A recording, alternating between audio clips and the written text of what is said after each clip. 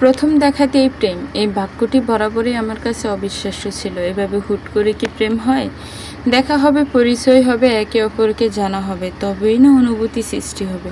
অন্তত আমার যুক্তিতে এটাই বলে। কিন্তু এই সব যুক্তি তর্ক অবিশ্বাস ছাড়িয়ে এই ভয়ঙ্কর ব্যাপারটা যে আমার সাথেই ঘটে যাবে তা কি আমি কখনো কল্পনাও করেছিলাম?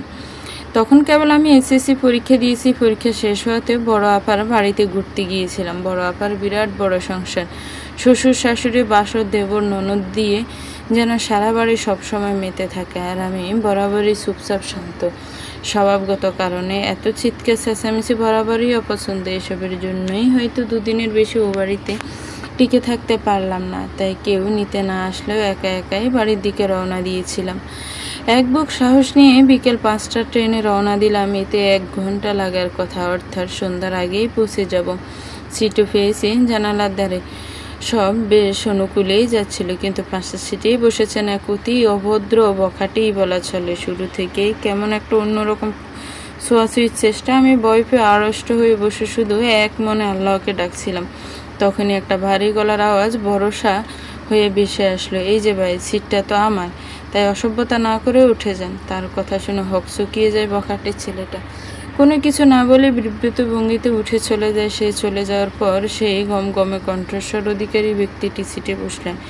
এক নজর তার দিকে তাকিয়ে বাইরে দৃষ্টি দিলাম, কিন্তু ঠিকই বুঝতে পারলাম ওই একবারই তার দিকে নজর দেওয়ার সাথে সাথে নিজের মনটাও আমি সযত্নে তাকে দিয়ে দিলাম। আমার কিশোরী বয়সের আবেগ অতি যত্ন লুকিয়ে রাখা অনুভূতি গোপন কুঠুরিতে বন্দি ভালোবাসাটুকু একদম সোজা তার নামে লিখে দিলাম। বাইরের দিকে তাকিয়েই চোখ বন্ধ করে হৃদয়ের দুপুকানি আওয়াজটুকু যেন শুনতে পাচ্ছিলাম। আমার হঠাৎ মাথা ঘোরাতে থাকলো, গলা শুকিয়ে যেতে থাকলো। আচ্ছা, প্রথম দেখাতেও কি এতটা ভেঙে যাওয়া সম্ভব? সেদিন পুরো রাস্তাটুকু একরাশ মুগ্ধতার সাথে কেটে গেল। তার কথা বলার ধরন, তাকানোর ধরন, চলাফেরার ধরন সবই যেন আমার মনে গেঁথে গিয়েছিল। তার বসার স্টাইল, দাঁড়ানোর স্টাইল, পানি খাওয়ার স্টাইল, কোনো কিছুই বাদ যায়নি। সবটাই গভীরভাবে পর্যবেক্ষণ করছিলাম। বাইরে ঝুম বৃষ্টি আর ট্রেনের ভেতরে আমার মনের ভিতর অনুভূতির তুমুল বর্ষণ, দুটোই যেন মিলেমিশে একাকার হয়ে যাচ্ছিল। সব মিলিয়ে আমি যেন চুপ হয়ে গেছিলাম। সদা হাস্যোজ্জ্বল মেয়ের চঞ্চল চাহনি যেন শান্ত হয়ে এসেছিল। কিন্তু এটা তো আর অনন্তকালের ভ্রমণ না। ট্রেনও একসময় তার গন্তব্যে ঠিকই পৌঁছে যায়। আমিও তেমন ট্রেনের সাথে সাথে নিজের গন্তব্যে পৌঁছেছিলাম, কিন্তু ততক্ষণে আধার নেমে এসেছে আর বাইরে তুমুল বৃষ্টি। নিজে একা বাড়ি যাবে এটা তো খুব করে বলেছি, তাই কেউ নিতেও আসেনি। কিন্তু এদিকে সন্ধ্যায় একা একা বাড়ি যেতে ভয়ও লাগছে।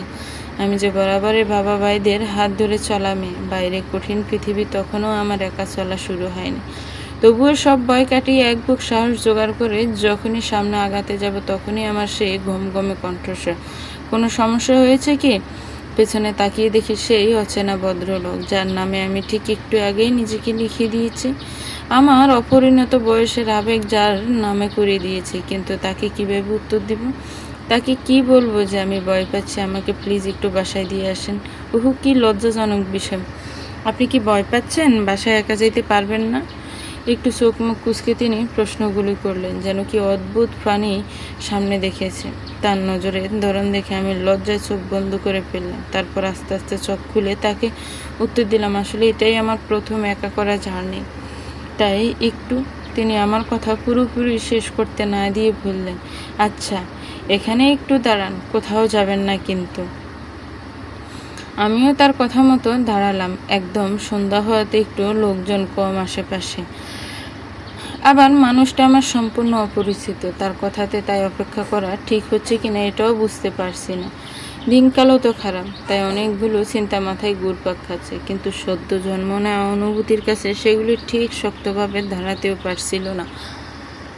কারো উপর অনুভূতি জন্মানোর প্রথম ধাপ হচ্ছে বিশ্বাস, কিন্তু এই স্বল্প পরিচয় কারো প্রতি বিশ্বাস জন্মানোও কি সম্ভব? নাকি ওই যে ট্রেনে একা বসে থাকা মেয়েটাকে একটা বখাটের ছোঁয়াছুঁয়ি থেকে বাঁচালো, তাকে একটু ভরসা দিল, এতেই কি তার প্রতি বিশ্বাসটা জন্মে গেছিল আমার? আমি আসলে কিছুই জানি না। আমি শুধু জানি এই মুহূর্তে আমার পরিবারের বাইরে আমি যদি একজন মানুষকে চোখ বন্ধ করে বিশ্বাস করে থাকি, ভরসা করে থাকি, তবে সেই মানুষটা তিনি। কিন্তু এই অগাধ বিশ্বাস আর ভরসার কারণ আমার অজানা। রিকশায় উঠে আসুন। হঠাৎ একটা রিকশা এসে আমার ভাবনায় ঘটালো। সাথে মানুষটার বলা এই বাক্য আমি কিছু বলতে নিতেই তিনি আবার বলে উঠলেন, কুয়াশার মোড়ের ৩ নম্বর বাসা, তাই তো? বেশ, এতটুকুই যথেষ্ট। যতটুকু শঙ্কা ছিল সব কাটিয়ে রিকশায় উঠে গেলাম। হয়তো তার উপর কোনো অজানা ভরসার কারণেই ফিরেছিলাম এটা করতে। কিন্তু পরপর এত কিছু হওয়াতে সে কীভাবে আমার বাসার ঠিকানা জানলো, কিংবা তার পরিচয় কি, কোথায় যাবে, এসব কিছুই জানার কথা আমার মাথায় এলো না। তার সাথে আবার ঠিক কথা হলো আমার বাসার মোড়ের সামনে এসে। মোড়ের কাছে আসতে যখন নেমে যাচ্ছিলাম তখন তিনি বললেন, শোনো, এরকম অন্য কেউ বললে হুটহাট রিকশায় উঠে যাবে না, আর একা একা কোথাও যাবে না, বুঝেছ? একরাশ মন খারাপ নিয়ে আমি তাকে মাথা নেড়ে বোঝালাম, বুঝেছি। সে কি ভাবলো আমাকে? আমি সবার কথাতেই রিকশায় উঠে যাই নাকি? আমি তো কাউকেই বিশ্বাস করি না। দিনকাল খারাপ আমিও জানি, কিন্তু কেন যেন তাকে বিশ্বাস করতে মন চেয়েছিল, আমার ভরসা করতে মন চেয়েছিল, আর সে এটা বুঝলো না। অভিমান নিয়ে মাথা নিচু করে আমি বাড়ির দিকে হাঁটা ধরলাম। তখনই দেখি পিছনে রিকশা থেকে নেমে সে এগিয়ে এসেছে। হঠাৎ আমার চোখের সাথে চোখ মিলিয়ে মাথাটা একটু এগিয়ে ফিসফিসিয়ে তিনি বলে উঠলেন, শোনো মেয়ে, চঞ্চল চোখের মেয়েদের মোটেও শান্ত দৃষ্টিতে মানায় না, একদম বিচ্ছিরি লাগে। আর ময়না পাখির নামে যার নাম, তাকে তো এত বেশি চুপচাপ থাকা আরও মানায় না। আমি চমকে উঠলাম। তিনি আমার নাম জানেন? কিভাবে জানেন? কে তিনি? কিভাবে চিনেন আমাকে? কিন্তু কোনো কিছু জিজ্ঞেস করার আগেই তিনি রিকশায় উঠে চলে গেলেন, ওদেরও মিলিয়ে গেলেন, আর আমি এক মনে ওদিকে তাকিয়ে রইলাম। তখনও যদি জানতাম তার সাথে এই স্বল্পক্ষণের আলাপ আমার মনে কী বিশাল প্রতিক্রিয়া ফেলবে, কী বিশাল পরিমাণের ভালোবাসার জন্ম দিবে, তাহলে হয়তো তাকে দেখে যেতে দিতাম না, দূরে বেঁধে তাকে রেখে দিতাম, কিংবা তাকে খুঁজে পাওয়ার পথ জেনে নিতাম। আমি চমকে উঠলাম। তিনি আমার নাম জানেন? কিভাবে জানেন? কে তিনি? কিভাবে চিনেন আমাকে? কিন্তু কোনো কিছু জিজ্ঞেস করার আগেই তিনি রিকশায় উঠে চলে গেলেন, অদূরে মিলিয়ে গেলেন, আর আমি একমনে ওদিকে তাকিয়ে রইলাম। তখনও যদি জানতাম তার সাথে এই স্বল্পক্ষণের আলাপ আমার মনে কি বিশাল প্রতিক্রিয়া ফেলবে, কি বিশাল পরিমাণ ভালোবাসার জন্ম দিবে, তাহলে হয়তো তাকে যেতে দিতাম না, ধরে বেঁধে তাকে রেখে দিতাম, কিংবা তাকে খুঁজে পাওয়ার পথ জেনে নিতাম। তারপরের দিনগুলো আমার খুব এলোমেলো কাটল। আমি ঠিকমতো খেতে পারি না, ঘুমাতে পারি না, কারো সাথে কথা বলি না, সারাক্ষণ শুধু অন্ধকার রুমে বসে থাকি। আর ওই মানুষটার কথা ভাবি। চোখ বন্ধ করে ওই দিনের স্বল্প সময়টুকু বারবার মনে করার চেষ্টা করি, আর নিজেকে দোষারোপ করি। এত বোকা আমি, মানুষটার নাম পর্যন্ত জেনে নেইনি। এই বোকামোর জন্য চোখে পানি পর্যন্ত চলে আসতো। ভিতর ভিতর যেন দুমড়ে মুচড়ে যেতে থাকলাম। আমার এই টালমাটাল অবস্থা বাড়ির সবাইকে নাড়িয়ে দিল। তাদের সদা বাড়ি মাথায় তুলে রাখা মেয়ের এত শান্ত অবস্থা তাদেরও চিন্তায় ফেলে দিয়েছিল। ঠিক সে সময় এসে হাল ধরলেন আমার বড় ভাই মৃদুল। ভাইয়া তখন কেবল অনার্স সেকেন্ড ইয়ারে পড়ছেন। পড়াশোনা নিয়ে ভীষণ ব্যস্ত থাকেন। তার দুনিয়া বোধ হয় বই আর ভার্সিটি নিয়েই। কিন্তু আমার এই ভীষণ এলোমেলো অবস্থায় সেবার তিনিই আমাকে সামলে নিয়েছিলেন। প্রথমেই আমার সব কথা গভীর মনোযোগ দিয়ে শুনলেন, তারপর শুরু করলেন তার বিভিন্ন কৌতূহলী প্রশ্ন। আমি সব মিনমিনিয়ে উত্তর দিচ্ছিলাম, আর যত তিনি শুনছিলেন ততই যেন অবাক হচ্ছিলেন। হ্যাঁ রে ময়না, ছেলেটা কি আমাদের এলাকার, নাকি অন্য জায়গার? জানি না ভাইয়া, ঠিকানা তো বলেনি আমাকে। আমাদের শহরের কি? এখানেই তো ট্রেন থেকে নামলো। এই শহরেরই হবে তাহলে। কি পড়াশোনা করছে? জানি না। নামটা তো জানিস? কিচ্ছু জানি না ভাইয়া, কিচ্ছু না। শুধু জানি খেতে পারছি না আমি, খেতে গেলেই তাকে মনে করে আমার প্লেট ভেসে যাচ্ছে চোখের পানিতে, আমি ঘুমাতে পারছি না, চোখ বন্ধ করলেই তাকে মনে পড়ছে। আমি কারো সাথে কথা বলতে পারছি না। দুদণ্ড ঠিকমতো স্থির হয়ে বসতে পারছি না আমি। সারাক্ষণ মনে হচ্ছে, কেন তার ব্যাপারে কিছু জানতে চাইলাম না, কেন তাকে এভাবেই চলে যেতে দিলাম। কাঁদতে কাঁদতে ভাইয়াকে জড়িয়ে ধরলাম আমি। ভাইয়া আস্তে আস্তে আমাকে সামলে, মাথায় হাত বুলিয়ে দিতে থাকলেন। কিছুক্ষণ চুপ করে থেকে চোখ বন্ধ করে কিছু বলতে শুরু করলেন। জানিস মনা, আমি তখন ইন্টারে পড়তাম। আমাদের সাথে নীরা নামের একটা মেয়ে পড়ত। সব সময় চুপচাপ থাকত, গম্ভীর, মুখ ভার করে রাখত। ঠিক ওই বয়সের সাথে ওর ব্যবহারটা যেন মানানসই না। কলেজে আসতো, ক্লাস করত, কারো সাথে কথা বলতো না, কোনো বান্ধবীও নেই। কিন্তু জানিস, এই অন্যরকম একটা মেয়েকেই কেন যেন আমার ভালো লেগে যেতে থাকলো। তারপর একদিন মেয়েটা ক্লাসে একটা গান গাইল।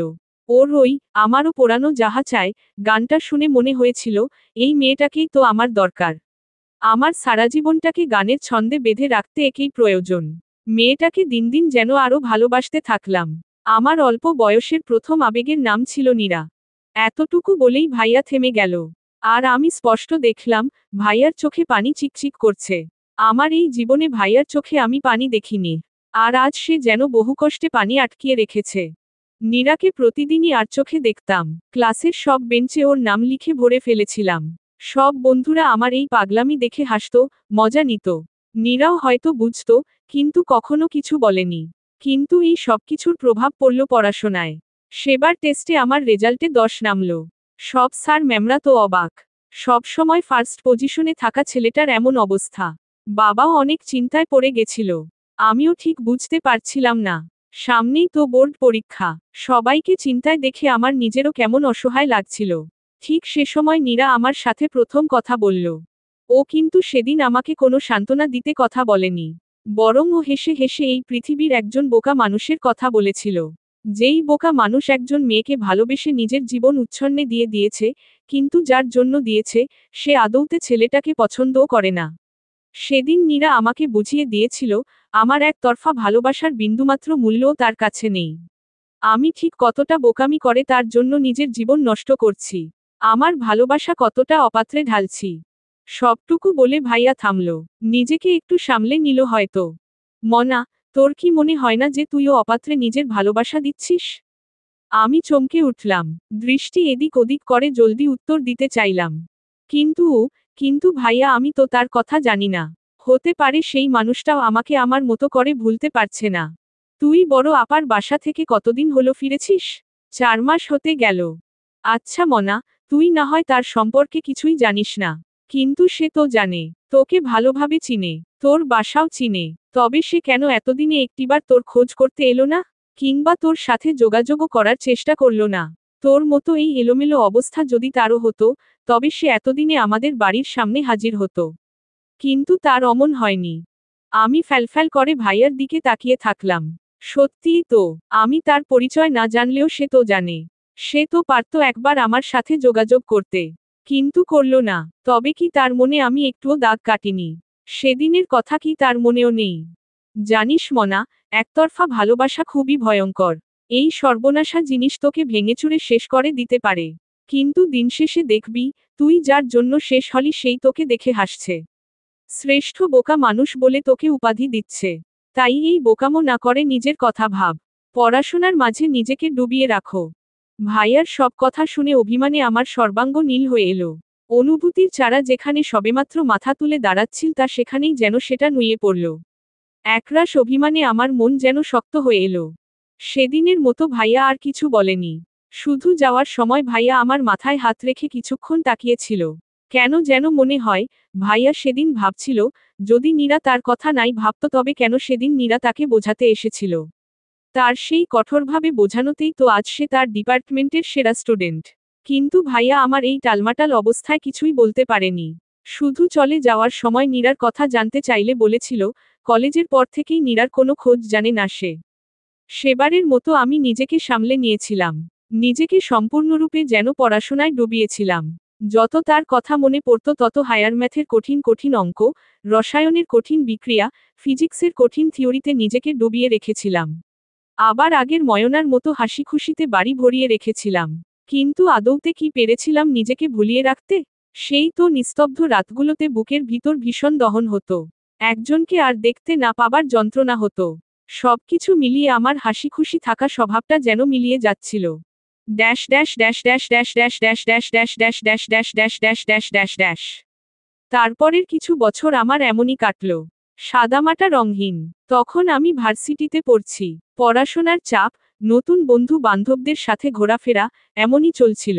হঠাৎ একদিন বাসায় এক বিয়ের দাওয়াত এলো। আমার বাবার চাচাতো ভাইয়ের মেয়ের বিয়ে। সেই বিয়ে উপলক্ষে গ্রামে যেতে হবে। আমাদেরও গ্রামে বাড়ি আছে, কিন্তু সে বাড়িতে কেউ থাকে না। আমার দাদাজান বহু আগে ওখান থেকে এসে শহরে বাড়ি করে স্থায়ী হয়েছেন।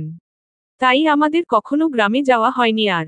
এবার তাই গ্রামে যাবার একটা সুযোগ পেয়ে সবাই মেতে উঠল। সবাই প্রথমবারের মতো নিজেদের গ্রামে যেতে চায়, কিন্তু বাদ সাধলেন আমার বাবা।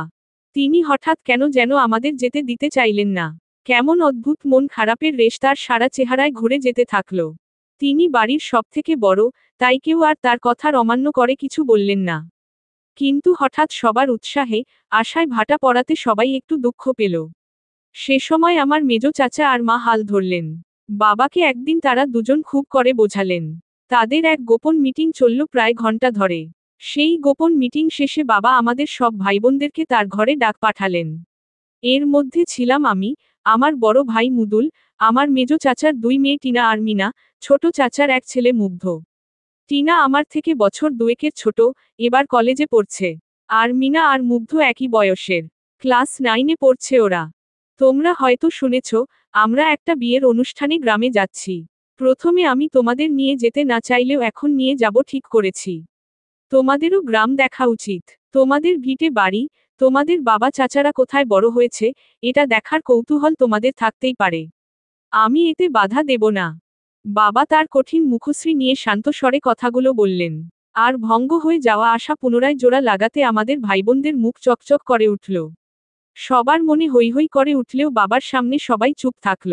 সবাই যে বাবাকে বড্ড ভয় পায়, হয়তো ভয়ের থেকেও বেশি সম্মান করে, এজন্য তার সামনে কেউ কখনো মাথা উঁচু করে তাকায় না। মেজ চাচা আর ছোট চাচাও পর্যন্ত এখনো বাবার কথার বাইরে কিছু করেন না। তোমরা বিয়েতে যাবে, আনন্দ করবে, হই হুল্লোড় করে সময় কাটাবে, গ্রাম ঘুরে ঘুরে দেখবে, সবকিছুই করবে। কোনো কিছুতেই তোমাদের বাধা নেই, কিন্তু কিছু কথা মাথায় রাখবে। এই বাড়ির সম্মান কিন্তু তোমাদের হাতে। তোমাদের সব কাজের মাধ্যমেই এ বাড়ির সম্মান বজায় থাকবে। কাজেই নিজেরা সংযত থাকবে। এমন কিছু করবে না যাতে বাড়ির সম্মান নষ্ট হয়। তোমরা বড় হয়েছ, আশা করছি এর থেকে বেশি কিছু বলে তোমাদের বোঝাতে হবে না। বাবার এই সতর্কবাণী নিয়ে বাকি সবাই তেমন না ভাবলেও ভাইয়ার কপালে ভাঁজ পড়তে দেখলাম। আমারও একটু অন্যরকম লাগলো। হঠাৎ বাবা কেন আমাদের এগুলো বলবে? আর গ্রামে যাওয়ার কথা ওঠাতে বাবাই কেন প্রথম বাধা দিয়েছিল?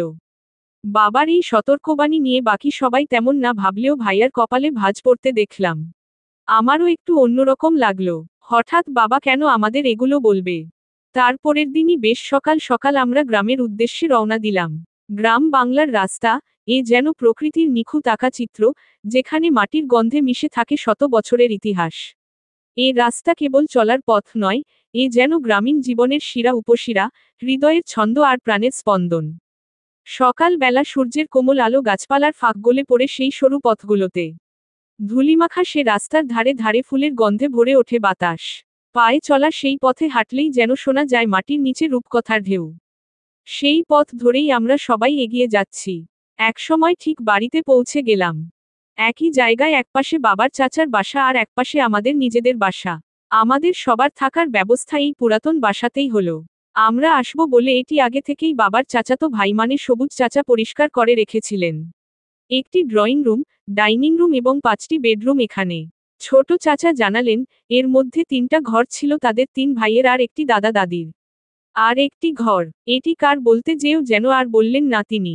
কিন্তু তার মুখে স্পষ্ট আমরা চিন্তার ছায়া দেখলাম, বোধ হয় কিছুটা বেদনাও মিশে ছিল তার সাথে। বাবা আর চাচারা তাদের 3টা ঘরই নিল। আমাদের 3 বোনের জন্য দাদা দাদির ঘরটা দেওয়া হলো আর ভাইয়া আর মুগ্ধের জন্য ড্রয়িং রুম বেছে নেওয়া হলো। যদিও আরেকটা বেডরুম ফাঁকাই ছিল কিন্তু ওটার তালা আর কেউ খুলল না। মুগ্ধ কয়েকবার ওই ঘর খোলার কথা বললেও কেউ পাত্তা না দেওয়াতে সে থেমে গেছিল। একটা বিয়ে মানেই কেবল দুটি মানুষের মিলন নয়, এটা যেন গোটা গ্রামের জীবনযাত্রার মধ্যে নতুন ঢেউ। পাড়ার ছেলেরা টুকটুকে রঙিন গেট বানাচ্ছে, মেয়েরা উঠানে আলপনা আঁকছে, আর বড়রা ব্যস্ত, কে কখন খাবে, কি রান্না হবে, কে উঠবে কোন ঘরে, কতজনের জায়গা হবে। সব মিলিয়ে বিয়ে বাড়ি একদম জমজমাট। আমরা হলুদের দিন গিয়েছিলাম। আমাদের পৌঁছানোর আগে ছোট করে হলুদ হলেও সন্ধ্যায় হলুদের অনুষ্ঠান। তাই আমরা বিকাল হতেই সবাই তৈরি হওয়া শুরু করেছি। সন্ধ্যার পরপরই হলুদের অনুষ্ঠান শুরু। বাড়ির ছোট সদস্য থেকে বড় সদস্য, প্রত্যেকে নাচে গানে মেতে উঠেছে। আমরা ভাইবোনেরাও তাতে সামিল হয়েছি। কনেকে হলুদ ছুঁয়ে অনুষ্ঠান উপভোগ করছি। তখনই শুনলাম বরের বাড়িতেও নাকি আজ হলুদের অনুষ্ঠান আছে। তাইও বাড়ি থেকে কিছু লোক এ বাড়িতে এসেছে, ঠিক তেমনি এ বাড়ি থেকেও কিছু লোকও বাড়িতে যাবে। সবুজ চাচা আর চাচি এসে আমাদের ভাইবোনদের যেতে বললেন। কিন্তু ভাইয়া আর টিনার যাওয়াতে বিশাল অনীহা। তারা যাবে না বলে মুখ ঘুরিয়ে অন্য দিক চলে গেল। এদিকে মিনা আর মুগ্ধ যাওয়ার জন্য লাফিয়ে উঠেছে। অগত্যা মায়ের নির্দেশে তাদের সাথে আমাকেও যেতে হলো তাদের দেখে রাখার জন্য। কিন্তু যাওয়ার সময়ই দেখা গেল, যে গাড়িটা এসেছে তাতে ঠিক সবাইকে ধরছে না। এদিকে কেউ নামতেও নারাজ। তাই আমিই নেমে গেলাম। আমার এমনিতেও এত হই হুল্লোড় ভালো লাগছে না। কেমন যেন ক্লান্তবোধ করছি। তখনই সবুজ চাচার ছেলে মিরাজ এসে দাঁড়ালো। এই ছেলেটা শুরু থেকেই বেশ কথা বলার চেষ্টা করে যাচ্ছে। কখন আমাদের কি প্রয়োজন, কোথায় কোন সমস্যা, সবকিছুর দেখভাল করছে। হয়তো তাদের বাড়ির অনুষ্ঠানের উদ্দেশ্যে এসেছি এজন্যই এত কিছু। কিন্তু মায়ের কেমন জানি একটা খটকা লেগেছে। মা তখন বলছিলেন, ছেলেটা নাকি খুব আগ বাড়ানো স্বভাবের। মিরাজ এসেই আমাকে তার সাথে বাইকে যেতে বলল আর ওই গাড়িটাকে রওনা দিতে নির্দেশ দিল। সাথে সাথে সেও চলে গেল তার বাইক আনতে। সবকিছু এত তাড়াতাড়ি ঘটল যে আমি তার কথায় সম্মতি বা অসম্মতি কিছুই জানাবার সুযোগ পেলাম না। এদিকে মিরাজের সাথে যেতেও মন সায় দিচ্ছে না। কেমন অস্বস্তি হচ্ছে। মা জানতে পারলেও হয়তো রাগ করবেন। তাই ঠিক করলাম মিরাজ আসলেই তাকে বারণ করে দিয়ে বাড়িতে চলে যাব। তখনই পিছন থেকে বাইকের আওয়াজ হলো। আমি ঘুরে তাকাতেই যেন আমার পুরো শরীর জমে স্থির হয়ে এলো। বরফের ন্যায় ঠান্ডা হয়ে গেল। শরীর কাঁপতে থাকলো। আমি যেন দাঁড়াবার শক্তিটাই হারিয়ে ফেলেছি। মুহূর্তেই কিছু আবছায়া ঘটনা চোখের সামনে প্রতিফলিত হতে থাকলো। এই মানুষটাকেই তো সেদিন সন্ধ্যায় আলো আঁধারির মাঝে দেখে নিজের মনের মধ্যে গেঁথে নিয়েছিলাম। এই মুখের মানুষটাকেই তো কত পথে পথে খুঁজেছি। কতদিন রেল স্টেশনে যেয়ে বসে থেকেছি। মনে মনে হাজার অভিমান অভিযোগ রাখলেও কেন যেন আজ নিজেকে সংযত করতে পারছি না। চোখ দুটো কেমন যেন বাঁধহারা বান নামাতে চাইছে। এদিকে মানুষটা কঠিন দৃষ্টিতে আমার দিকে তাকিয়ে আছেন। যেন এই দৃষ্টি দিয়েই সামনের মানুষটাকে ভস্ম করে দিবে। তার কপালের রোগটাও কেমন ফুলে ফুলে উঠছে। এই মেয়ে, তোমাকে কি বলেছিলাম? বলেছিলাম না, আর কখনো অন্য কারো সাথে রিকশায় উঠে না যেতে? আর আজ কি না, তুমি সোজা বাইকে উঠে যাচ্ছিলে? এত সাহস! কঠিন স্বরে কথাগুলো বলে শেষ দিকে তিনি ধমকিয়েই উঠলেন। ফলস্বরূপ আমি কেঁপে উঠে একটু পিছিয়ে গেলাম। এতক্ষণ চোখ যেই বাঁধন মেনে চুপ ছিল, সেটা ভেঙে গেল। টপ টপ করে পানি পড়তে থাকলো। এটা দেখে তার মন হয়তো একটু নরম হলো। এদিকে আমার মনে আরো অভিমানের বাসা বাঁধল। একে তো এতদিন নিখোঁজ ছিল। আর আজ সামনে এসেই ধমকাধমকি। শোনো, এত সাহস দেখাতে যেও না। সোজা বাড়ির দিকে যাও। এদিকে কিছু চেনো নাকি তুমি? তার কথা শুনে পিছন ফিরে এক দৌড়ে বাড়িতে যেতে নিলাম। কিন্তু হঠাৎ হাতে বাঁধন পাওয়াতে পিছন ঘুরে তাকালাম। মানুষটা আমরা হাত ধরে রেখেছে। অবাক দৃষ্টিতে তার দিকে তাকাতেই তিনি নরম কণ্ঠে বলে উঠলেন, এই মেয়ে, ভালোর জন্যই তো বলেছি। মিরাজকে আমি ছোট থেকেই চিনি। ওর স্বভাব মোটেও ভালো না। আর তুমি কিনা ওর সাথেই বাইকে যেতে চাচ্ছিলে। দূরে থেকো ওর থেকে। নরম স্বরে কথাগুলো বলে থামলেন। আর এদিকে আমার চোখের অশ্রুজল থামছে না। একে তো এতদিন খোঁজার পর আমার কাঙ্ক্ষিত মানুষটা হঠাৎ আমার সামনে, অন্যদিকে আবার তার এমন ধমক। আমি যেন সবকিছু গলিয়ে আগের সেই টালমাটাল অবস্থায় চলে যাচ্ছি। হঠাৎ তিনি হাত বাড়িয়ে আমার চোখের পানিটুকু মুছে দিলেন। চমকে উঠলাম আমি। তার ঠান্ডা হাতের স্পর্শ পেয়ে যেন এবার সম্পূর্ণই জমে গেলাম। তিনি ধীরে ধীরে বলে উঠলেন, কেঁদো না প্লিজ। তোমাকে কাঁদতে দেখে আমার বুকের মাঝে ব্যথা শুরু হয়েছে। মনে হয় হৃৎপিণ্ডে মারাত্মক রক্তক্ষরণ হচ্ছে।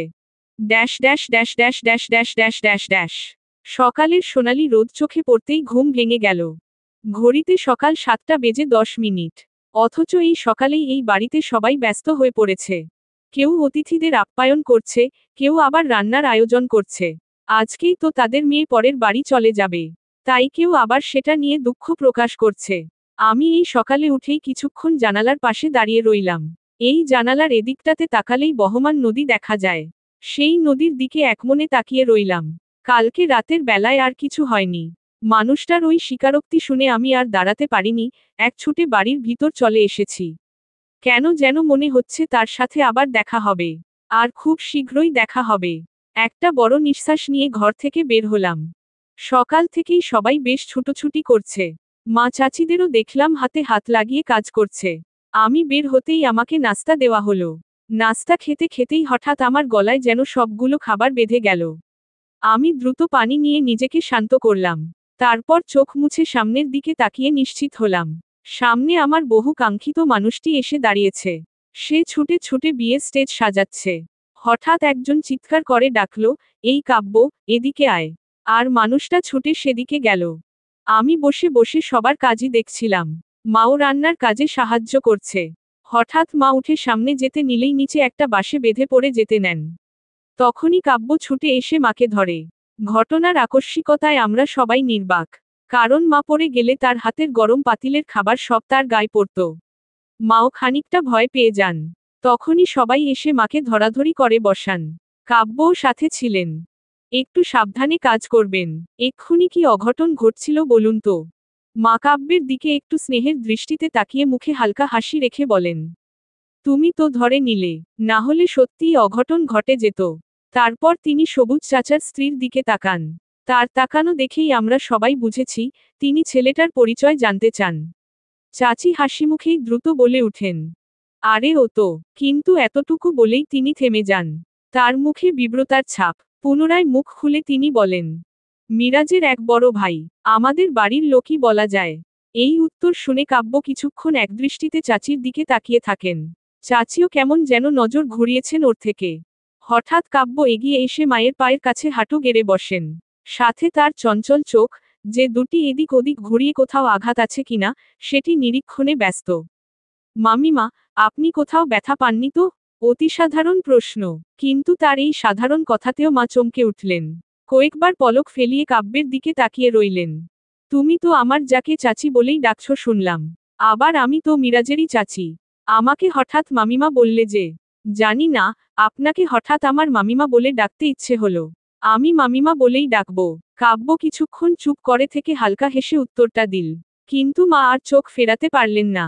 একভাবে কিছুক্ষণ কাব্যের দিকে তাকিয়ে থাকলেন। হঠাৎ কাব্যের হাত দুটো ধরলেন, তারপর কিছুটা কাতর স্বরে বললেন, কখনো ওভাবে আমার মামিমা ডাক শোনার ভাগ্য হয়নি।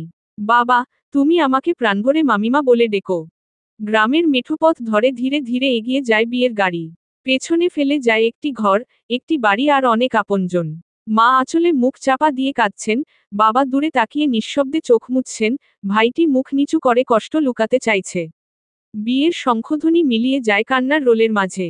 একদিকে নতুন জীবনের আশার আলো, অন্যদিকে পরিচিত গৃহের আলোর নিভে যাওয়া। একটা বাড়ির জন্য শুরু, আরেকটা বাড়ির জন্য শেষ। কনে বিদায়ের পর বাড়ির পরিবেশ বেশ নরম হয়ে এসেছে। আগের মতো আর হৈহুল্লোড় নেই। যে কোনো সামান্য শব্দেও যেন বিষাদ মিশে আছে। সেই বিষাদের আঁচও আমার উপরে পড়েছে। আমরা কাল সকালে চলে যাব। এই অচেনা পরিবেশ থেকে ফেরত যাব আমাদের চিরচেনা জায়গায়। আর কখনো এখানে আসব কিনা তারও ঠিক নেই। হয়তো অনেকগুলো বছর পর এমনই কোনো অনুষ্ঠানে আসব। কিন্তু কাব্য, তার কথা ভাবতে যেয়ে বুকের ভিতর ধক করে ওঠে। চিনচিনে ব্যথা অনুভব হয়। কালকের পর থেকে তাকে আর দেখতে পাব না। এদিকে তার সাথে তেমন কথাও হয়নি। যোগাযোগের বিন্দুমাত্র উপায়ও নেই। অভিমানে আমার মন নীল হয়ে আসে। সে তো একবারও কথা বলার চেষ্টা করল না। তবে কি আমি শুধু মরিয়া হয়ে উঠেছি তার জন্য? দিনের পর দিন আমি একাই মনে সুপ্ত আশা নিয়ে বেঁচেছি। সে কি একটুও ভাবেনি আমার কথা?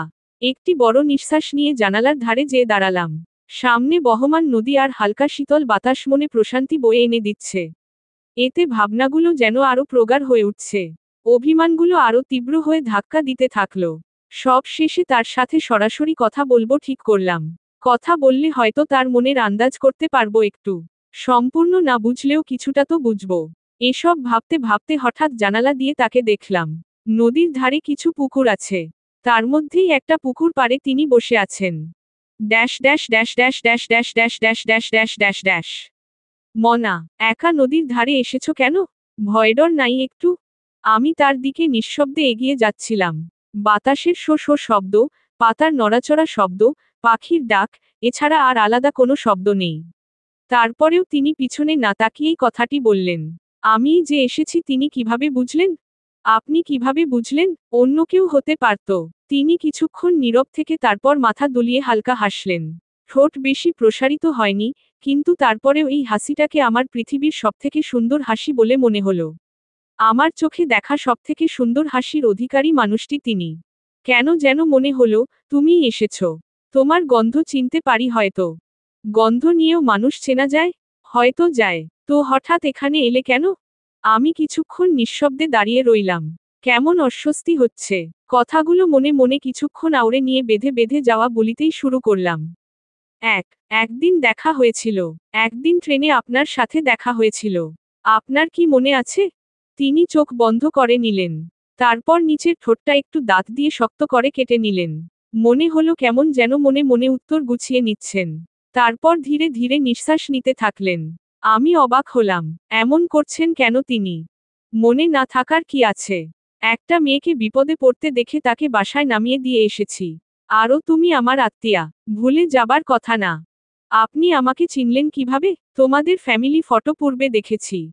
আমি ফ্যালফ্যাল চোখে তাকিয়ে থাকলাম। এত সহজ সরল উত্তর আমার আর কিভা বলার আছে। আমি কাতরস্বরে বললাম, আর কি অন্য কোনো ব্যাপার নেই কাব্য? কি ব্যাপার থাকবে মনা? তিনি চোখ কুঁচকে প্রশ্ন করলেন। চোখে মুখে যেন অদ্ভুত বিরক্তি। আর আমি নিজেই নিজেকে বিদ্রূপের হাসি দান করে ওই স্থান থেকে চলে এলাম। Dash dash dash dash dash dash dash dash dash dash dash dash dash dash dash dash. মানুষ সারা জীবন আশা নিয়েই বেঁচে থাকে। এক আশা পূরণ হলে নতুন আশার সৃষ্টি হয়। না পূরণ হলেও অন্য আশা নিয়ে মানুষ বেঁচে থাকে। আমি এতদিন এক আশা নিয়ে বেঁচে ছিলাম। আশা পূরণের সম্ভাবনা খুব ক্ষীণ বলেও নিজের মনকে বুঝিয়েছিলাম। কিন্তু তার এই হঠাৎ দেখা পাওয়া আমাকে তো আবার ভেঙে চুরে দিল। কিন্তু এবার আমি শক্ত থাকলাম। ওই কিশোরী বয়সের মতো ভেঙে নিজেকে নিঃশেষ করার বয়স আর নেই। গ্রাম থেকে বেশ কয়েকদিন হলো আমরা ঢাকায় নিজেদের বাড়িতে এসেছি। এসে থেকেই নিজের মনকে কঠিন ধমক দিয়ে শক্ত করেছি। যে মানুষটার মনে আমার জন্য আলাদা কোনো অনুভূতিই নেই, তার জন্য কেন কষ্ট পাবো আমি? এসবের ফলে শান্ত আমি যেন আরো চুপ হয়ে গেলাম। আমার এই হঠাৎ চুপ হয়ে যাওয়া নিয়ে মা খুব বিচলিত হলেন। তিনি এক রাতে আমার ঘরে এলেন।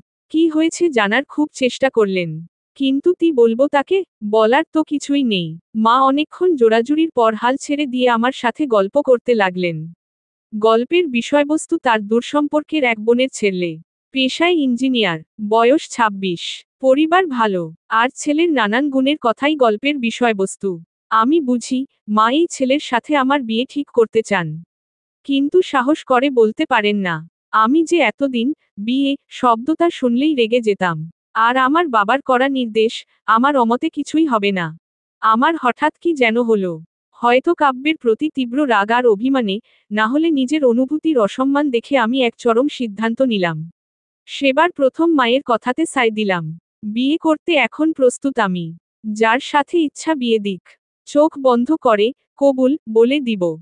আমার এই সিদ্ধান্তে মা প্রথমে অবাক হলেও ভীষণ খুশি হন। তার মেয়েকে বিয়ে দিবেন, খুশি তো হবেনই। তিনি দ্রুত বাড়ির সবাইকে বিষয়টা জানান। সবাই অবাক হয়েছেন। তারপরের ঘটনাগুলো তেমন বলার মতো নয়। কিন্তু এইসব ঘটনায় যেন হুট করে আমার জীবন পাল্টে দিল। বাড়ির বড়রা ছেলের বিষয়ে বিস্তর খোঁজ নেন। তার পরিবারের মানুষদের সাথে কথা বলেন। সবকিছুই বেশ অনুকূলে যাচ্ছে। আর যার ফলাফল একটি বিবাহ। আমার বিয়ের দিনও ঠিক হয়ে গেল। সবাই মিলে বিয়ের আনন্দে মেতে উঠেছে। বাড়ির প্রথম বিয়ে। সবাই অনেক খুশি। বিয়ের কেনাকাটা, আত্মীয় স্বজনকে দাওয়াত দেওয়া, মেনু ঠিক করা, কত কাজ। সবাই কাজগুলো ভাগ করে নিয়ে বেশ আনন্দে করে যাচ্ছে। আর সবকিছুর মাঝে আমি একটি নিশ্চল পুতুল চরিত্রে নিজেকে রেখেছি। আমার নিজের কোনো কাজ নেই। যে যা বলে শুনছি, যা করতে বলছে করছি। কেমন নিজেকে অনুভূতিহীন মনে হচ্ছে। বাড়ি থেকে কয়েকদিন পরই চলে যাব, তাই বেশ সমাদরও পাচ্ছি। কিন্তু কোনো কিছুই আমাকে ছুতে পারছে না। মাঝে মাঝে শুধু পরিবার ছেড়ে চলে যাওয়ার তীব্র কষ্ট অনুভব করছি। কিন্তু আর কি কোনো কষ্ট অনুভব করছি না? উহু, ভাবতেও চাই না এসব। কিন্তু আমি ভাবতে না চাইলেও, জীবন কি এত সহজে ছেড়ে দিবে আমায়? আমার হলুদের আগের দিন রাতে এক মেসেজ এলো আমার ফোনে। পরের দিনই হলুদ আর তার পরের দিনই বিয়ে। ঠিক এ সময় এমন মেসেজ। মেসেজটা অনেকটা এমন। মনা, আমার সাথে কি একটু দেখা করতে পারবে? আমি অবাক হলাম। এ সময় এমন মেসেজ কে দিবে? নাম্বারটাও অপরিচিত। তাই প্রথমে ঠিক পাত্তা দিলাম না। কিন্তু ঠিক রাত 12টার সময় আবার মেসেজ এলো। আমি তোমাদের বাড়ির বাগানে এসে দাঁড়িয়েছি। তাড়াতাড়ি এসো। এবার আমার টনক নড়ল। আমি দ্রুত জানালার ধারে যেয়ে দেখার চেষ্টা করলাম। সত্যিই একটা আবছায়া দেখতে পাচ্ছি। কিন্তু অবয়ব দেখে চিনতে পারছি না। কিন্তু কে দেখা করতে আসবে এমন লুকিয়ে চুরিয়ে? মনের মধ্যে একজনের নাম ভেসে আসলেও, মনের কথায় ঠিক পাত্তা দিলাম না। আবার উড়িয়ে দিতেও পারলাম না। তাই যাব কি যাব না ভাবতে ভাবতেই বাগানের উদ্দেশ্যে পা বাড়ালাম। আমি দ্রুত জানালার ধারে যেয়ে দেখার চেষ্টা করলাম। সত্যিই একটা আবছায়া দেখতে পাচ্ছি, কিন্তু অবয়ব দেখে ঠিক চিনতে পারছি না কে দেখা করতে আসবে এমন লুকিয়ে চুরিয়ে।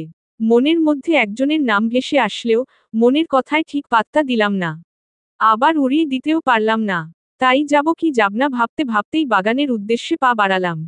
আজ পূর্ণিমা, আকাশ জুড়ে এক আভিজাত্যপূর্ণ জ্যোৎস্নার রাজত্ব, যেন চাঁদ আজ তার পূর্ণ সৌন্দর্যে নিজেকে উন্মোচিত করেছে। নিস্তব্ধ রাতের বুক চিরে ঝরে পড়ছে স্নিগ্ধ জ্যোৎস্নার সোনালি ছোঁয়া, ধীরে ধীরে আলোকিত করে দিচ্ছে গোটা বাগান। এই বাগান আমাদের অনেক শখের, মা চাচিরা মিলে বাগানটা করেছে। আমাদের রেস্ট করার জন্য এখানে বসার ব্যবস্থাও আছে। মন খারাপ হলেই আমি এখানে আসি। কিন্তু আজ এই বাগানে কে এসেছে? একটু সামনে যেতেই একজনের ছায়া দেখছি। ধীরে ধীরে অজানা মানুষটার অবয়বও আমার কাছে পরিষ্কার হয়ে এলো। কাব্য। তাকে দেখে আমি স্থির হয়ে এলাম। কেমন ভোতা এক অনুভূতি অনুভব করছি। কাতর চোখে তার দিকে কিছুক্ষণ তাকিয়ে রইলাম, কিন্তু মুহূর্তেই আমার দৃষ্টি শক্ত হয়ে এলো।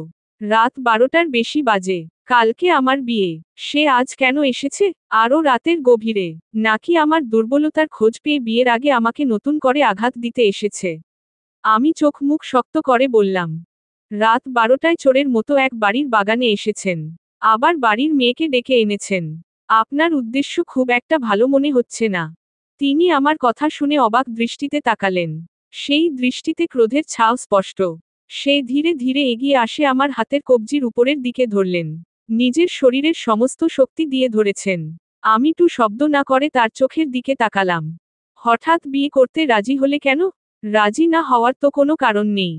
কিছুদিন আগেও এই চোখে অন্য কারো জন্য ভালোবাসা দেখেছি আমি। একজনকে ভালোবেসে অন্য কাউকে বিয়ে করা অন্যায়। সেই ন্যায় অন্যায় আমি বুঝে নেব। পুরোটাই আমার ব্যাপার, এতে নাক গলানোর অধিকার আপনার নেই। এবার তার কণ্ঠ নরম হয়ে গেল। তিনি হতাশার সুরে বললেন, মনা, তুমি কি সত্যিই কিছু বুঝতে পারোনি? কেন সেদিন তোমাকে যত্ন করে বাড়ি পৌঁছে দিলাম, কেন মিরাজের সাথে যেতে বারণ করেছি, কেন সবসময় গ্রামে সাবধান থাকতে বলেছি, কেন সেদিন তোমার চোখের পানি সহ্য করতে পারিনি? কিছুই কি বোঝনি? একবার ভালোবাসা দেখিয়ে আরেকবার সেই ভালোবাসার অস্তিত্ব অস্বীকার করাকে ভালোবাসা বলে না। সেদিন পুকুর পাড়ে আপনি কিছুই স্বীকার করেননি। তবে আজ কেন এসেছেন? চলে যান আমার বাড়ি থেকে। আর কোনো কিছু পরিবর্তন করা সম্ভব না। কাল আমার বিয়ে। বহু কষ্টে কথাগুলো বলে তার হাত ছাড়িয়ে আমি দৌড় দিলাম। কাল বিয়ে, আর আজ অন্য কোনো অনুভূতিকে প্রশ্রয় দেওয়া আমার পক্ষে সম্ভব না। সে কেন এতদিন আসেনি? কি বাধা ছিল তার? সেই বাধা ডিঙিয়ে কেন আসতে পারল না সে? চোখের পানি লুকিয়ে আমি দৌড়ে যেতে নিলাম। হঠাৎ পেছনে থেকে কিছু কথা ভেসে আসলো। আমি তোমাকে ভীষণ ভালোবাসি মনা। যেদিন তোমাকে প্রথম দেখেছি সেদিনই নিজের মনের মধ্যে অদ্ভুত পরিবর্তন লক্ষ্য করেছি। প্রথম দেখায় প্রেম, এটাতেও ভীষণ অবাক হয়েছিলাম। সেদিন ট্রেনের দেখায় কিন্তু প্রথম নয়। তারও বহু আগে তোমাকে দেখেছি। আমি তোমাকে ভীষণ ভালোবাসি। তোমার চোখে পানি দেখলে আমার বুকে ব্যথা হয়। মনে হয় ভিতরে রক্তক্ষরণ হচ্ছে। তোমাকে হাসতে দেখলে আমি পৃথিবীর সব সুখ অনুভব করতে পারি। তোমাকে ছাড়া আমার চলবে না, একদমই চলবে না। কথাগুলো বলতে বলতে তিনি মাটিতে বসে পড়লেন। তার চোখে আমি স্পষ্ট পানি দেখছি। আমার মনও নরম হয়ে এলো। এমন তীব্র অনুভূতির প্রকাশ। আমি আবার ভেঙে পড়লাম। আর কোনোভাবেই কান্না আটকাতে পারলাম না। হঠাৎ মাটিতে বসে ঝোড়ো ঝোড়ো করে কেঁদে ফেললাম। মনা, সবকিছুর ভিতরে আমি পিষে যাচ্ছি। আমার যেমন পরিবার ছাড়াও চলবে না, তেমন তোমাকে ছাড়াও চলবে না। আবার তুমি তোমার পরিবার থেকে দূরে থাকো, এটাও চাই না আমি। এক নারীকে চোখের সামনে দিনের পর দিন দেখেছি। পরিবার থেকে দূরে থেকে সারাটা জীবন কি ভীষণ যন্ত্রণা অনুভব করেছেন তিনি। সেই একই যন্ত্রণা তুমি পাও এটাও চাইনি আমি। কিন্তু আর নয়, সবার সামনেই আমি তোমাকে নিজের করে নিব। আমার ভালোবাসার পরীক্ষা সবার সামনে দিব। তোমার পরিবারের মানুষদের বারবার করা ভুলের জন্য আমি আমার ভালোবাসাকে হারাতে দিব না। আমি অবাক হলাম। আমার পরিবারের ভুল মানে? আর এত আশঙ্কা তিনি কেন করছেন? আমার বাবা বরাবর আমাদের মতামতের দাম দিয়েছেন। পূর্ণ স্বাধীনতা দিয়েছেন। বিয়ের ব্যাপারেও আমাদের মতামতকে গুরুত্ব দিয়েছেন। আমার পরিবারের মানুষের ভুল মানে? আমার পরিবারকে আপনি চেনেনই না, তাই এমন কথা বলেন কিভাবে? তোমার পরিবারের মানুষদেরকে আমার থেকে ভালো আর কে চিনে? প্রত্যেককে চিনি, বরং তুমিই আমার থেকে কম চেনো। আমি অবাক হলাম। কি বলছেন তিনি এসব? চোখের পলক কয়েকবার ফেলে সবকিছু বোঝার চেষ্টা করছি।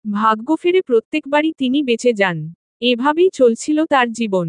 কিন্তু প্রথম সন্তানের আগমনের খবরে হয়তো নয়নতারা শান্ত হন। সন্তানের মুখের দিকে তাকিয়ে ধীরে ধীরে স্বাভাবিক জীবনে ফেরত যান তিনি। আমি সবটাই বেশ মনোযোগ দিয়ে শুনছিলাম। আর প্রত্যেক ঘটনাপ্রবাহে চমকে চমকে উঠছিলাম। আমাদের বাড়ির সাথে এত লম্বা ইতিহাস জড়িত। একজন নয়নতারা আছেন আমাদের। খান পরিবারের রাজকন্যা ছিলেন যিনি। শুধুমাত্র ভালোবেসে বিয়ে করার কারণে যার এমন পরিণতি। আমি কাঁপা কাঁপা গলায় জিজ্ঞেস করলাম, নয়নতারা এখন কেমন আছেন? কাব্য আমার কথা শুনে আমার দিকে তাকিয়ে থাকলেন কিছুক্ষণ। তারপর ধীর গলায় বললেন, সেটা নয়নতারাই জানেন। আমার ভীষণ কৌতূহল হলো সবকিছু নিয়ে। নয়নতারাকে দেখতে ইচ্ছাও হলো। আমি কিছু বলতে নিলেই কাব্য আমাকে থামিয়ে দেন। ছোটবেলায় মায়ের কাছে এই বাড়ির বহু গল্প শুনেছি। এই বাগানের গল্প শুনেছি। আমার মা নিজ হাতে এই বাগান প্রথম সাজিয়েছিলেন। তারপর মামাদের গল্প শুনেছি। কিন্তু ভাই বোনদের কারো গল্প শুনতে পাইনি। কারণ মা তো তোমাদের দেখেইনি। তোমরা গ্রামে যাওয়াও বন্ধ করে দিয়েছিলে। কিন্তু সবকিছুর এত গল্প শুনে আমার ভীষণ ইচ্ছা হয়েছিল এই বাড়ি দেখার।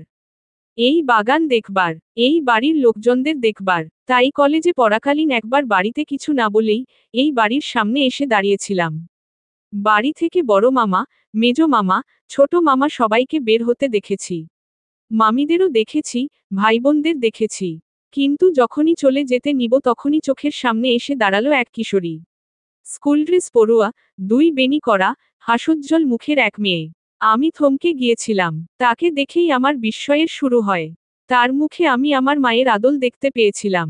মায়ের চেহারার গঠন একদম, জানো তোমাকে অনেকটা আমার মায়ের মতো দেখতে। আমি থমকে দাঁড়ালাম তার এমন কথা শুনে। আর কাব্য নিজের জায়গায় বসে চোখ বন্ধ করে আকাশের দিকে তাকিয়ে রয়েছে। হঠাৎ সেই চোখ থেকে দুফোঁটা পানি পড়ল। আমি আরো অবাক হলাম। তারপর সেই চোখ দুটো ধীরে ধীরে নামিয়ে কাব্য আমার চোখের দিকে তাকালেন। জানো মনা, প্রথমবার তোমাকে দেখেই এক অদ্ভুত অনুভূতি হয়েছিল আমার। প্রথমে পাত্তা দেইনি। ভেবেছিলাম, মায়ের মতো দেখতে বলেই ভালো লেগেছে। কিন্তু তারপর কিছুতেই তোমাকে মাথা থেকে বের করতে পারছিলাম না। বারবার তোমার চেহারা ভেসে উঠছিল। নিজেকে বহুবার দমন করেছি। কিন্তু সামলাতে পারিনি। আমি টের পেয়েছিলাম এক ভয়ঙ্কর অনুভূতির সূত্রপাতের সময়টুকু। তারপর বহুবার আমি এই বাড়ির সামনে এসেছি। তোমার সামনে গেছি। তখন ভালোবাসা নামক অনুভূতিটা প্রথমবার অনুভব করেছি। জানো প্রেমে পড়া মানে নতুন করে নিজেকে খুঁজে পাওয়া। না হলে সর্বদা শক্ত, সাহসী আমি এমন তোমাকে হারানোর ভয়ে ভীত হয়ে পড়ি। ভালোবাসা হয়তো এমনই, যেখানে ঠোঁট নয় চোখ কথা বলে অথচ কোনো শব্দ হয় না। শুধু নিঃশব্দে হৃদয় জানান দিয়ে যায়, তাকে আমার ভীষণ করে চাই। পুরোটা কথা কাব্য আমার চোখে চোখ রেখে বললেন। আমি অবাক হলাম। এত প্রগাঢ় অনুভূতির প্রকাশ। আর এই ভালোবাসাকেই কিনা আমি ভুল বুঝেছিলাম। আমি বেঁধে বেঁধে যাওয়া বলিতে বললাম। তবে তবে এতদিন কেন সামনে আসেননি? সেদিন ট্রেনে দেখা হওয়ার পরও আর কখনো আপনাকে দেখিনি। আপনাকে কত জায়গায় খুঁজেছি। কিভাবে আসতাম? আমি তো আমার মায়ের কথা জানতাম। ভালোবেসে সে পরিবার হারিয়েছে। কি ভীষণ যন্ত্রণায় দিনে দিনে নিজেকে শেষ করে দিয়েছে। আমি চাইনি সেই একই যন্ত্রণা তুমিও পাও। ভেবেছিলাম সময় হলে সবাইকে জানিয়ে আমি আমার ভালোবাসাকে ছিনিয়ে নিয়ে যাব। সেদিন ট্রেনে হঠাৎ তোমার পাশে আমার সিট পড়তে দেখে আমি খানিকটা অবাকই হয়েছিলাম। এজন্য প্রথমে তোমার পাশে যাইনি। পরে এক শয়তানকে তোমার পাশে বসতে দেখে সামনে গিয়েছিলাম। কিন্তু এখন আমার কি মনে হয় জানো? আমরা যাকে প্রচণ্ড ভালোবেসে থাকি, আমাদের এই ভালোবাসার তীব্রতার কারণেই হয়তো তাদের মনেও আমাদের জন্য ভালোবাসার সৃষ্টি হয়। মায়ার সৃষ্টি হয়। না হলে তুমি কেন একজন অপরিচিত মানুষকে প্রথমবারের মতো দেখেই তাকে অনুভব করতে শুরু করবে? তার জন্য সম্পূর্ণ এক ঘরে করে ফেলবে নিজেকে। সেদিন তোমাকে দেখেই আমি বুঝেছিলাম তোমার ভিতরের দহনটুকু। তাই আর সামনে আসিনি। ভয় হতো, এই দহন যদি আরো বেড়ে যায়, তবে তো তুমি সইতে পারবে না। আর আমিও পারবো না। ভেবেছিলাম সব গুছিয়ে তোমার পরিবারের সামনে আসব। পারিবারিকভাবেই তোমাকে নিজের করে নিব। কিন্তু তুমি হঠাৎ অভিমানেই অন্য কাউকে বিয়েতে রাজি হয়ে গেলে। কাব্যের সব কথা শুনে হঠাৎ আমার কি যেন হলো, আমি কোনো শব্দ উচ্চারণ করতে পারলাম না। শুধু চিৎকার করে কাঁদতে থাকলাম। কাব্য এসে আমার হাত ধরে নিলেন। খুব শক্ত করে ধরলেন। যতটা শক্ত করে ধরলে অপরজনকে ভরসা দেওয়া যায়, সাহস দেওয়া যায়। তারপর ধীর কণ্ঠে জানান, জানো তো মনা, আমার বাবা এই বাগানেই প্রথম আমার মাকে তার অনুভূতির কথা জানান।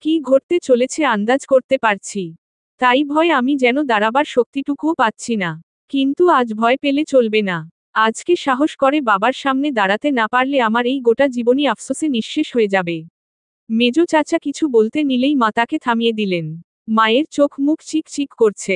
মা কি তবে আগেই বুঝতে পেরেছেন তিনি কি কাব্যের পরিচয় সম্পর্কে অবগত? মা সবাইকে থামিয়ে শুধুমাত্র বাড়ির সদস্যদের নিয়ে ভিতরের ঘরে গেলেন। সবাই ততক্ষণে বুঝে ফেলেছে কিছু একটা গুরুত্বপূর্ণ ব্যাপার আছে, না হলে মা এভাবে দায়িত্ব নিয়ে তাকে ভিতরে আনতেন না। প্রথমে মেজো চাচাই তাই কথা উঠালেন। তুমি কে? আমাদের বাড়ির মেয়ের বিয়ে, আজ তার হলুদের অনুষ্ঠান, তাই বেশি কথা বলবার সময় নেই আমাদের। আর বড় ভাবি আপনি কি চিনেন ওকে? হ্যাঁ চিনি, তোমরাও চিনবে একটু পর। আর হ্যাঁ, আমার মেয়ের বিয়ের আয়োজনের থেকেও এখন ওর সাথে কথা বলা বেশি গুরুত্বপূর্ণ। সবাই ওর কথা মন দিয়ে শুনবে। ও কি বলতে চাই, কেন এসেছে সেটা প্রত্যেকের জানা জরুরি। এতটুকু বলেই মা থেমে গেলেন। এ বাড়িতে মাকে বড় বউ হিসেবে অনেক সম্মান করা হয়। বাবা সাধারণত একটু চুপচাপ, গম্ভীর থাকেন। তাই যে কোনো ব্যাপারে সবাই মায়ের সাথে আলোচনা করেই বাবার কানে দেন। আর মায়ের সিদ্ধান্তকে সর্বদা সম্মান করা হয়। এবারও তাই কেউ তার উপর কথা বলেননি। শুধু বাবা একটু কপাল কুঁচকে কাব্যের দিকে তাকান। তখন কাব্য একটা বড় নিঃশ্বাস নিয়ে বাবার কাছে কিছুটা এগিয়ে আসেন। এ বাড়িতে একটা অনুষ্ঠান আছে আমি জানি। বিয়ের অনুষ্ঠান। ঠিক সেই অনুষ্ঠানের আগের দিন বাড়িতে হাজির হওয়া সঠিক কোনো কাজ নয়, এটিও আমি জানি। কিন্তু কিছু করার নেই আমার। বিয়ের খবর সবেমাত্র কালকে পেয়েছি। আগে জানলে হয়তো আগেই আসতাম। সবাই কাব্যের দিকে নজর দিয়েছেন। মন দিয়ে ওর কথা শুনছে বলার থেকে বোঝার চেষ্টা করছে বলাই শ্রেয়। কাব্য এতটুকু বলে এবার পুনরায় বাবার দিকে তাকান। তারপর চোখ ঘুরিয়ে আমার দিকে তাকিয়ে বলা শুরু করেন।